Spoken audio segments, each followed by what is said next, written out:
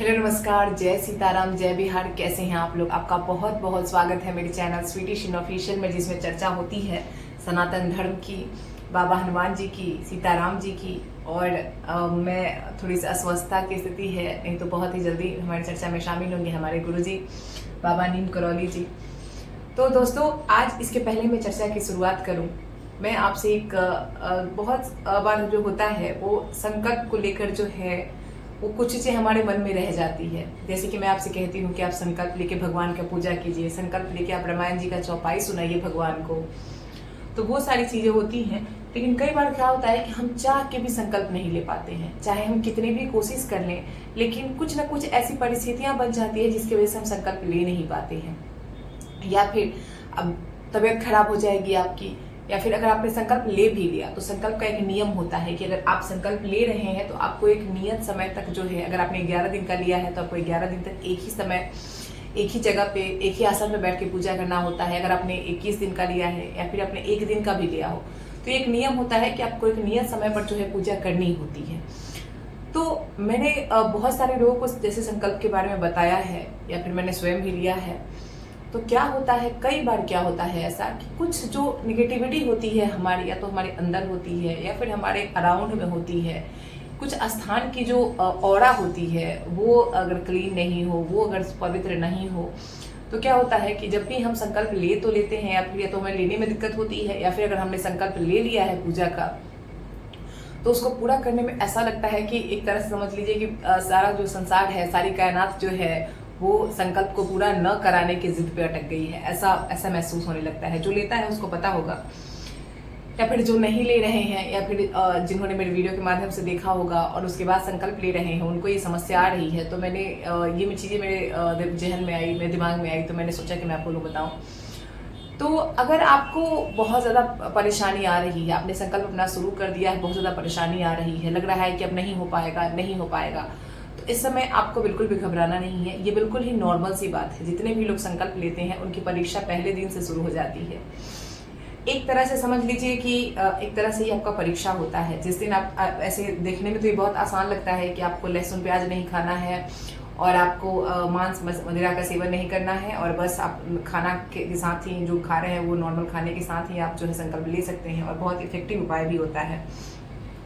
लेकिन जितने भी लोगों ने संकल्प लिया है, या फिर जो भी लोग ले रहे हैं, अभी भी लिए हुए हैं, उनको पता है कि जिस दिन से आप संकल्प लेते हैं, चाहे वो कोई भी पूजा हो, किसी भी भगवान का पूजा हो, और अगर आप हनुमान चालीसा का संकल्प ले रहे हैं, जिस दिन से ले रहे हैं उसी दिन से जो है आपकी परीक्षा शुरू हो जाती है। और परीक्षा किस प्रकार की होती है, जैसे कि आपको अचानक से कहीं जाना पड़ सकता है, या फिर कुछ ऐसा हो जाए कि आप पूजा कर नहीं पा रहे हो, अगर आपने पूजा कर लिया हवन नहीं हो पा रहा हो आपसे, तो इस तरह की जो चीज़ें होती हैं, जो या फिर आपके मन अनुकूल जो है आपके पूजा के में विघ्न डालने वाला कोई कार्य हो जाए, तो इस तरह की जो चीज़ें होती हैं वो आपके साथ लगातार होने लगती हैं। अगर मैं ये कह रही हूँ कि अगर ये आपके हाथ में है, जैसे आपका मन बेचैन हो, तबीयत खराब हो जाए आपका, फिर आपको कहीं जाना पड़ जाए, तो एक लेवल तक जो है आप इसको टालने की कोशिश कीजिए, भगवान से प्रार्थना कीजिए कि भगवान मेरा जो संकल्प है मैंने लिया है वो अच्छे से पूरा हो जाए।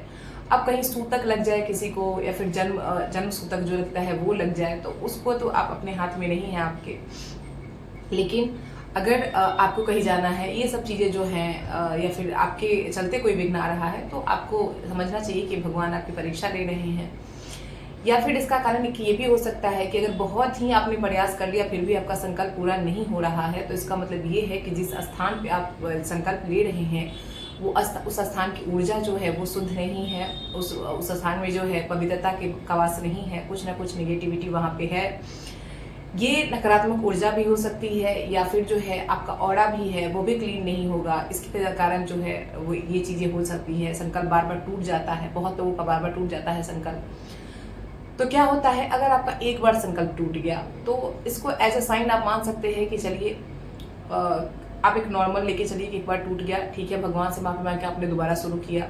लेकिन अगर बार बार आपका संकल्प टूट रहा है किसी भी कारण से, तो ये एक साइन होता है कि या तो आपके अंदर किसी प्रकार की निगेटिविटी है, या फिर आप जिस स्थान पे, जिस जगह पे ले रहे हैं उस जगह की जो एनर्जी है वो पॉजिटिव नहीं है और वो डिस्टर्ब हो जा रही है, जिसकी वजह से जो है आपका जो संकल्प है वो टूट जा रहा है। तो ऐसे में आपको क्या करना है, ऐसे में आपको जो या तो आप जगह बदल के आप किसी मंदिर में संकल्प ले सकते हैं। अगर घर पे ले रहे हैं तो मंदिर से पवित्र जगह तो कुछ होती नहीं है। और या फिर अगर आपके अपने चलते अगर आपको लग रहा है तो भगवान से प्रार्थना कीजिए कि भगवान किसी भी प्रकार से जो है हमारा संकल्प पूरा करने में हमारी सहायता कीजिए। तो ये कुछ मुझे लगा कि मुझे आपको बताना चाहिए कि जब आप संकल्प लेते हैं आपको क्या क्या परेशानियां होती हैं, तो उसमें मैं वीडियो बना सकूँ, आपको बता सकूँ।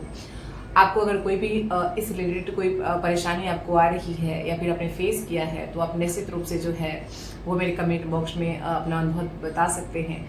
या फिर मेरा ईमेल आईडी भी है imsweety940942, तो आप उस पर भी जो है हमको मेल कर सकते हैं। अगर आपको भी ऐसे कुछ अनुभव हुए हैं संकल्प को लेकर जिसमें आपका संकल्प बार बार टूट रहा है, तो आप ऐसा जो है आप अपना अनुभव बता सकते हैं मुझे। अब हम आगे बढ़ते हैं। हमारी कथा जो है वो बहुत आगे तक हो चुकी थी। तो चलिए दोस्तों, हमारी कथा वहाँ तक हुई थी सुंदरकांड जी में, जो कि श्री रामचरितमानस जो कि तुलसीदास कृत है, वहाँ उसमें से हम लोग श्री सुंदरकांड जी का पाठ कर रहे हैं। कथा हमारी चल रही है।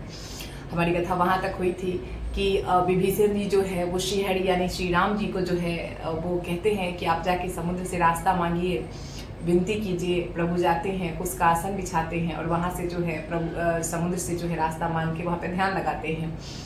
तब तक क्या होता है कि जब विभीषण जी वहाँ से चले होते हैं तो हम जानते हैं कि वहाँ से रावण जो है वो बहुत ही मायावी है, जो है माया का सम्राट है रावण। तो विभीषण जी के पीछे वो एक दूत भेज देता है। अब दूत आ जाते हैं बानर का रूप धारण करके, इधर आते हैं तो इधर जो है ये सारी लीला वो देखते हैं किस प्रकार प्रभु ने जो है विभीषण जी का राज्याभिषेक किया है, उनको राज्य तिलक उनका किया है और वानर सेना किस प्रकार जो है वो तैयार है लंका जाने के लिए। ये सब कुछ दूत देख रहे हैं। तो दूत जो है वो चूंकि श्रीहरि का प्रभाव है, भगवान का ये प्रभाव है, भगवान की लीला है, इतने मग्न हो जाते हैं देख के, अपनी सुध बुध भूल जाते हैं और इसी क्रम में वो पकड़े भी जाते हैं और हमारी कथा आगे बढ़ती है। लेकिन आपको पता है कि हमारा ये रिवाज है, हमारे वीडियो में ये परंपरा है कि हम जब भी किसी शुभ कार्य को या फिर जब भी किसी कथा को शुरू करते हैं तो सबसे पहले हम प्रथम पूज्य गणेश भगवान को प्रणाम करते हैं, तत्पश्चात श्री हरि का चिंतन करते हैं, उसके बाद ही हम अपनी राम कथा की शुरुआत करते हैं। तो शुरू करते हैं। श्री गणेशाय नमः। श्री जानकी वल्लभो विजयते पंचम सोपान श्री सुंदरकांड प्रारंभ। जय श्री सीताराम, जय बाबा हनुमान। ओम नमः पार्वती पतये, हर हर महादेव। अब हमारी अगली चौपाई है वो आती है और हम शुरू करते हैं अपने राम नाम का जाप। श्री राम जय राम, श्री राम जय जय राम, सीताराम सीताराम सीताराम सीताराम। मंगल भवना मंगलहारी, द्रवहु सुदशरथ अजर बिहारी। श्री राम जय राम, श्री राम जय राम। दीन दयाल बिरदु संभारी, हरहु नाथ मम संकट भार। श्री राम जय राम, श्री राम जय राम। जय श्री सीताराम। अब हमारी अगली चौपाई है दोस्तों और वो है प्रकट बखानहि राम सुभाऊ, अति सप्रेम गा बिसरी दुराऊ। रिपु के दूध कपिन तब जाने, सकल बांधीस कपीस पहियाने। अर्थात कहते हैं वो जब दूत जो है भूल जाते हैं अपने शुद्ध बोध, तो क्या होता है कि सारे लोग जो है वो पकड़ लेते हैं उनको, फिर वे प्रकट रूप में भी अत्यंत प्रेम के साथ श्री राम जी के स्वभाव का बड़ाई करने लगते हैं। मतलब इतने शुद्ध बुद्ध भूल जाते हैं कि वो अपना जब स्वयं का रूप में भी आते हैं तो श्री राम जी का ही चिंतन करने लगते हैं, उनके गुणों का गुणगान करने लगते हैं। और उनसे जो वो चूंकि उनका जो है भेद लेने आए थे, ये दुराव उनके मन से, द्वेष जो है मन से मिट जाता है। क्योंकि जब आप भगवान के शरणागत होते हैं, जब आप भगवान का दर्शन करते हैं तो आपके मन में ये सब चीजें, ये सब जो दुर्भावना रह जाए ऐसा तो पॉसिबल ही नहीं है। तो इसीलिए वो सब कुछ भूल चुके हैं। अब देखिए, अब जब तब तक वानर समझ जाते हैं, जब वो गुणगान करने लगते हैं सब कुछ भूल के, तो वानर समझ जाते हैं कि ये जो है शत्रु यानी ये रावण के दूत हैं। और वे उन सबको बांध कर सुग्रीव जी के पास ले चलते हैं। पकड़े जाते हैं दूत और ये जब बांध के वानर सेना जो है बांध के सुग्रीव जी के पास ले जाती है। हमारी कथा आगे बढ़ती है, अगली चौपाई आती है। कह सुग्रीव सुनहु सब मानर, अंग भंग कर पठुआ निश्चर। सुने सुग्रीव बचन कपिधाए, बांधी कटक चहुपास फिराए। तब सुग्रीव जी के पास जब वो लोग लेके जाते हैं तब सुग्रीव जी कहते हैं सभी वानरों से कि सुनो राक्षस, ये जो राक्षस आए हैं इनका अंग भंग यानी इनके जो अंग है काट दो, इनके अंग को जो है नष्ट कर दो और उसके बाद इनको वापस इनके स्वामी के पास भेज दो। सुग्रीव का जब वचन सुनते हैं वानर सेना, जब उनकी आज्ञा सुनती है तो यही करने लगती है, दौड़ जाती है चारों तरफ से और दूध को पहले बांधती है और उसके बाद चारों तरफ घुमाने लगती है। पहले अंग भंग करने से पहले दूध को घुमाने लगती है। हमारी कथा आगे बढ़ती है, अगली चौपाई आती है। बहु प्रकार मारन कपिलागे, दीन पुकार तदपि न त्यागे, जो हमार हरनासा काना, ते ही कोसलाधीश कियाना। अब जब राक्षस देखते हैं कि स्थिति तो बड़ी विकट हो गई है, अब तो ये पूरा अंग भंग करके ही मानेंगे, तब वो क्या करते हैं कि अब वानर उन्हें बहुत तरीके से मारने पीटने लगते हैं। अतः वह जो हम मतलब बेबस होके, दीन होके, असहाय होकर पुकारने लगते हैं, फिर भी उनको जो है वानर छोड़ते नहीं हैं। अब क्या होता है, तब उसके बाद दूत जो है एक युक्ति लगाते हैं, कहते हैं कि जो भी हमारा नाक कान काटेगा या फिर जो भी यानी कि जो भी हमारा अंग भंग करेगा, उसको जो है उसको श्री राम जी की सौगंध है। मतलब बुद्धि लगाते हैं यहाँ पे कि आपको श्री राम जी की कसम दी जाती है, अब इसके बाद आप हमारा नाक कान काटिए तो काटिए, लेकिन श्रीहरि का सौगंध है तो कैसे वानर सेना कुछ करेगी। तो इसी प्रकार से वो रुक जाती है और कथा हमारी आगे बढ़ती है। सुनी लक्ष्मण सब निकट बुलाए, दया लागी हंसी तुरंत छुड़ाए, राम उनकर दिजहु यह पाती, लक्ष्मण बचन बाचो कुल घाती। अर्थात यह सुनकर लक्ष्मण जी को सब निकट बुलाते हैं, वानर सेना रुक जाती है क्योंकि श्री राम जी के सौगंध का बात है। तो ये सुन के सभी जो है लक्ष्मण जी को निकट बुलाते हैं और उन्हें बड़ी, जब लक्ष्मण जी आते हैं, लक्ष्मण जी देखते हैं उन राक्षसों की दया, तो उनको बहुत ही जो स्थिति देखते हैं तो बहुत ही दया आ जाती है लक्ष्मण जी को। तो वो हंसते हैं और तुरंत ही उनको छुड़ा देते हैं, वानर सेना से मुक्त करा देते हैं राक्षसों को और कहते हैं कि जाके रावण के हाथ में चिट्ठी देना। एक चिट्ठी जो है, एक पत्रिका जो है वो श्री लक्ष्मण जी देते हैं राक्षसों को, दूतों को, और कहते हैं कि जाके रावण के हाथ में देना और कहना कि हे कुल घातक, जो लक्ष्मण जी जो है वो शब्दों को बात, जो मतलब लक्ष्मण जी कहते हैं कि जो मैंने लिखा है चिट्ठी में जाके रावण को देना और उसको पढ़ने के लिए कहना। हमारी कथा आगे बढ़ती है। अब हमारा अगला दोहा आता है। कहो मुखागर मूढ़ सन, मम संदेश उदारो, सीता देव मिलहु न त आवा काल तुम्हारो। श्री राम जय राम जय जय राम, श्री राम जय राम जय जय राम, मंगल भवना मंगलहारी, द्रवहु सुदशरथ जय बिहारी। अर्थात कथा कहती है कि जब लक्ष्मण जी कहते हैं कि जाकर उनको चिट्ठी देना और कहना कि उस मूर्ख से मेरा यह जमान, यानी मेरा जो यह कृपा से भरा हुआ जो है वो पत्र दिखा के कहना, संदेश कहना कि सीता जी को देकर अगर आप तुरंत तत्क्षण वो राम जी से नहीं मिलता है तो ये समझ लेगा कि उसका काल आ गया है। लक्ष्मण जी कहते हैं कि ये मेरा कृपा बहुत ही उदार संदेश मैं अभी दे रहा हूँ कि उसके पास समय है अभी कि वो तुरंत सीता जी को राम जी को सपुर्द करे और जो है वो उनसे माफी मांगे, और अगर ऐसा वो नहीं करता है तो उसका काल जो है उसके सर पे खड़ा है। कथा आगे बढ़ती है, अगली चौपाई आती है। तुरंत नाई लक्ष्मण पद माथा, चले दूत बरनत गुण गाथा, कहत राम सुलंका आए, रावण चरण शीस नाए। अर्थात अब लक्ष्मण जी के चरण, लक्ष्मण जी छुड़ा देते हैं, लक्ष्मण जी के चरणों में जो है दूत जो है राक्षस जो है, रावण के राक्षस जो है वो अपना सर नवाते हैं, मस्तक नवाते हैं और राम जी के गुणों का, जो कि जिसने श्रीहरि को देख लिया, जिसने श्रीहरि को, जिसने भी ईश्वर को जान लिया, उसका जो है वो भगवान के कृपा से मुक्त होना, भगवान के प्रभाव से मुक्त होना उस प्राणी के लिए इस जन्म में संभव नहीं है।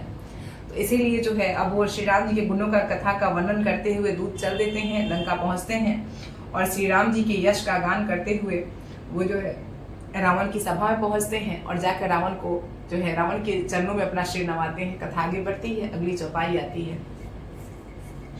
विहसी दसानन पूछी बाता, कहत न सुख अपनी कुशलाता, पुनि कहू खबरी विभीषण केड़ी, जाहि मृत्यु आई अति नेड़ी। अर्थात रावण कहता है, हंसता है रावण देख के दूतों को और कहता है कि हे सुख, सुख मतलब पहले जो दूत होते थे उनको कहा जाता था, तो कहता है हे सुख, अपनी कुशल क्यों नहीं कहता, मतलब तू कुशल क्षेम है वो ये बता पहले, और उसके बाद ये बता कि विभीषण कैसा है, मतलब विभीषण जी जो गए हैं यहाँ से वो कैसा है, कैसे हैं, उनका समाचार सुनाओ, जिनके निकट मृत्यु बहुत आ गई। रावण कहता है कि अब तो विभीषण का कथा सुनाओ कि जो अब बहुत जल्दी मरने वाला है, मृत्यु निकट आ गई है। कथा आगे बढ़ती है, अगली चौपाई आती है।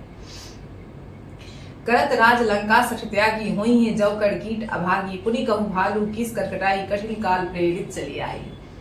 अब कहता है रावण, इतना अभागा है विभीषण, इतने अभागे हैं विभीषण जी कि जो है इतना अच्छा लंका का राज कर रहे थे, इसके बावजूद है इसको छोड़ के, इसको त्याग के जाके मेरे शत्रु के सेना से मिल गया है। अब उसकी स्थिति वैसे ही हो गई है जैसे कि जौ के साथ साथ खून को भी जो है क्या करना पड़ता है, पिसना पड़ता है। यानी नर बानर के साथ वो भी अब क्या करेगा, मारा जाएगा। फिर भालू और बानरों की सेना का हाल भी कहो, जो कठिन काल की प्रेरणा से यहाँ आई है। रावण कहता है कि विभीषण की कथा तो कह ही दिया है, अब ये भी बताओ कि वो बानर और भालू की सेना कैसी है, जो काल के प्रेरित होकर मरने के लिए ही मेरे पास जो है युद्ध करने आ रही है। कथा आगे बढ़ती है, अगली चौपाई आती है। जिनके जीवन कर रखवारा, भयो मृदुचल सिंधु बेचारा, कह तब जिनके बात बहोरी, जिनके हृदय त्रास अति मोरी। अर्थात रावण कहता है कि और जिनके जीवन का रक्षा करने वाला कोमल चित्त वाला बेचारा समुद्र बन गया है। यानी कहता है रावण की इतनी स्थिति खराब है मेरी शत्रु की कि उसे समुद्र से, जो कि कोमल चित्त वाला है, उससे अपनी रक्षा करवानी पड़ रही है। अतः तो उन तपस्वियों की बात बता, जिनके हृदय में मेरा बहुत डर है। रावण को ऐसा लग रहा है कि श्री राम जी जो है, लक्ष्मण जी जो है, उनके हृदय में उसका बहुत डर है, तो इसीलिए बोल रहा है कि उनका भी हाल बता कि वो कैसे हैं। तो रावण कहने का मतलब ये है कि जो समुद्र से रक्षा मांग रहे हैं, समुद्र तो अभी तक उनका रखवाला बना हुआ है, क्योंकि अगर समुद्र बीच में नहीं रहता तो अभी तक तो राक्षस जो है हमारे उन तपस्वियों को मार के खा गए रहते। पर हम यहीं पे इसी के साथ हम कथा को अपने यहीं पे विश्राम देते हैं, क्योंकि वीडियो बहुत लंबी हो जाएगी। और कल हम फिर मिलेंगे आप लोगों से। कल मंगलवार है और कल तो बाबा का दिन है। मंगलवार विशेषांक निश्चित रूप से आएगा।